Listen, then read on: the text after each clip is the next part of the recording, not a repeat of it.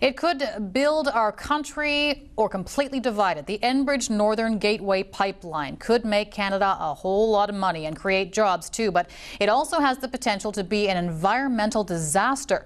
The community hearings began today, and Dana Hutchings joins us now with more in Checkpoint. Stacey, more than 4,300 people and groups have registered to speak at the community hearings, which will be held across BC and Alberta over the next 18 months. Enbridge wants the Northern Gateway route to run from Bruderheim, Alberta to Kitimat so crude can be shipped to Asia.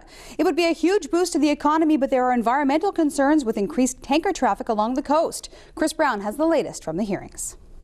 We don't need everything around. If Enbridge gets its way, the Heisel of Kitimat will be staring out at a giant tanker terminal right across the inlet. So they're the first to make presentations before the National Energy Board that's assessing the pros and cons of the $5.5 billion project. But the colorful welcoming ceremony masked an anger that many opponents feel the process is stacked against them. Before we even get to put our information before this panel, the federal government is trying to determine the outcome, and I don't think that's fair to anybody. The review of this project has been ongoing since its filing. Today is the start of the community hearings.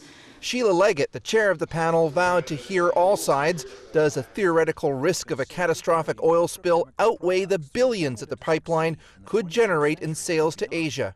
We want our say in this process that's coming up, this pipeline.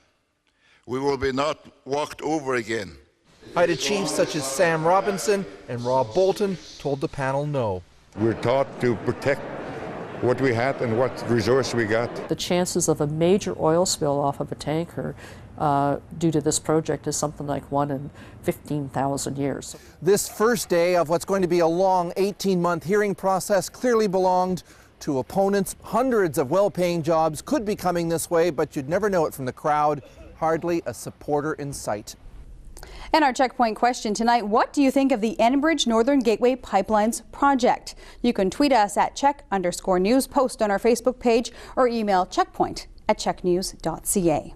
Stacey, more than 4,000 people lined up to speak about the potential impact of the pipeline. It's valued at more than $5 billion. But the Enbridge pipeline is dividing Canadians. Our Checkpoint question tonight, what do you think of the Enbridge Northern Gateway Pipelines project? Here are some of your opinions. I think that it's going to create a lot of jobs for BC, and I think that's important to Canadians. You know, nowadays there's not a lot of jobs, and I think that if it creates jobs, I'm all for it. Those are nasty, nasty waters, and I just don't see it being a really safe option coming from that area. The waters are just too rough half the year, and I can't see them guaranteeing there won't be any oil spills. Some good, some bad. It'll help the economy, but what'll it do to the environment? And then we have to look at our own oil security rather than shipping it out. Unless they can have shutoffs every so often to relieve any possible rupture, I'm totally against it. You know, Exxon Valdez should have shown us that. I'm concerned about the environment and the fisheries and how it's going to impact us and our children in the future. I don't agree with it. From Facebook, Lynn says, I'm against the pipeline as well as the tanker traffic it requires. No amount of money can prevent the eventual accident that is just a matter of time. No amount of rhetoric can alter the facts. Brent is extinct. He says, I'm for it. More jobs, more money. And Allison says any smart long-term investor would be wise to look into sustainable energy, such as tide turbines and solar power, as opposed to a limited resource.